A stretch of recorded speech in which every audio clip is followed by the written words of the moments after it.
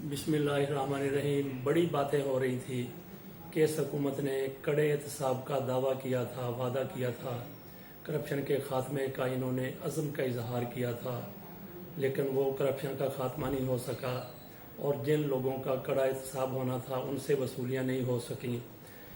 तो आज की बड़ी एक अहम खबर, सारे अखबारात ने इसको हाईलाइट किया है।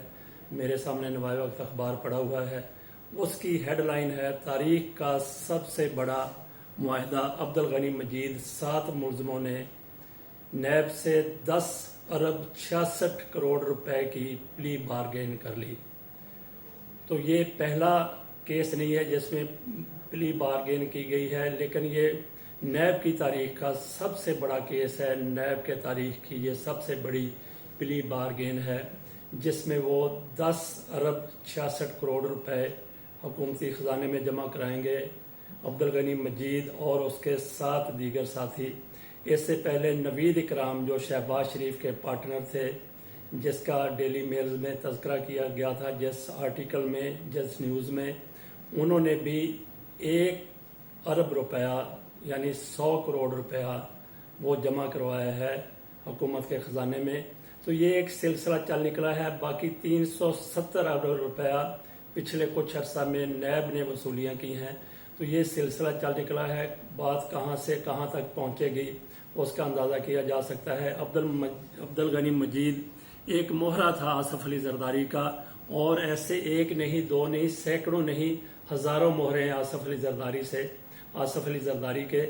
और उनसे अगर इसी तरीके से 10-10 अरब, 5-5 अरब, 1-1 अरब या इससे ज़्यादा वसूल होते रहे तो कौमी ख़जाने की सतह का आप अंदाज़ा कर सकते हैं कि कहाँ से कहाँ जा पहुँचेगी।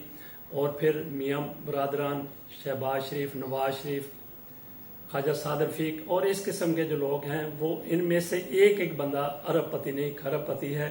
और इतनी ही मालियत की इन्होंने चोरियां की हैं, इतनी ही मालियत के इन्होंने डाके डाले हुए हैं, इतना ही इन्होंने कौमी खजाने को लूटा हुआ है। एक सिलसिला चल निकला है प्ली बारगेन का। अगर कुछ लोग, ये लोग प्ली बारगेन नहीं करते तो फिर इनको जुर्माना होगा, और जुर्माना कितना होगा उसका अंदाज़ा किया जा सकता है। वो भी 2 केसेस में मियाँ नवाज शरीफ को, मरियम नवाज को अरबों रुपए के जुर्माने हो चुके हैं। वो उनकी बड़ी कोशिश है कि ये सज़ाएं माफ़ हो जाएं। सज़ाएं अगर ख़त्म होती हैं, कम होती हैं, सज़ाएं कम हो सकती हैं, 10 साल से 5 साल, 2 साल, 3 साल हो सकती है, लेकिन जुर्माना माफ़ नहीं हो सकता। जुर्माना अदा करना पड़ेगा। जुर्माना अदा होगा तो ये बड़े बड़े जुर्माने हैं, और इन जुर्मानों के अलावा जो इनसे जो लूट मार की गई है, इन लोगों ने की है, उनकी रिकवरी होगी। वो अरबों नहीं बल्कि खरबों रुपए में है।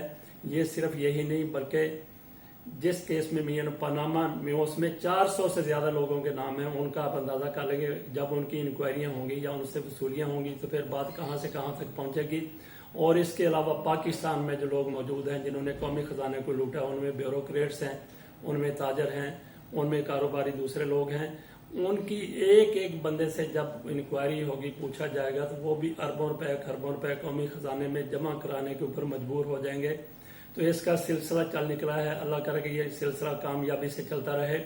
कोशिश हो रही है हुकूमत के साथ डील की, फौज के साथ डील की, लेकिन वहां से खरा जवाब आ रहा है, सफेद जवाब आ रहा है। बिल्कुल किसी किस्म की डील ना होने जा रही है, ना किसी किस्म की डील होने का कोई इम्कान है, कतई इम्कान नहीं है। ये सब अफवाहें हैं जी। मियाँ नवाज शरीफ डील कर रहे हैं, आसिफ अली जरदारी डील कर रहे हैं। डील होगी तो इसके ऊपर होगी कि जितने इन्होंने कौम का पैसा लूटा है, वसाइल लूटे हैं, वो सारे के सारे वो जमा करवा दें तो फिर डील हो सकती है। इसके अलावा और कोई तरीका कार नहीं है डील का, या किसी किस्म का और इम्कान नहीं है डील का। अल्लाह हाफिज़।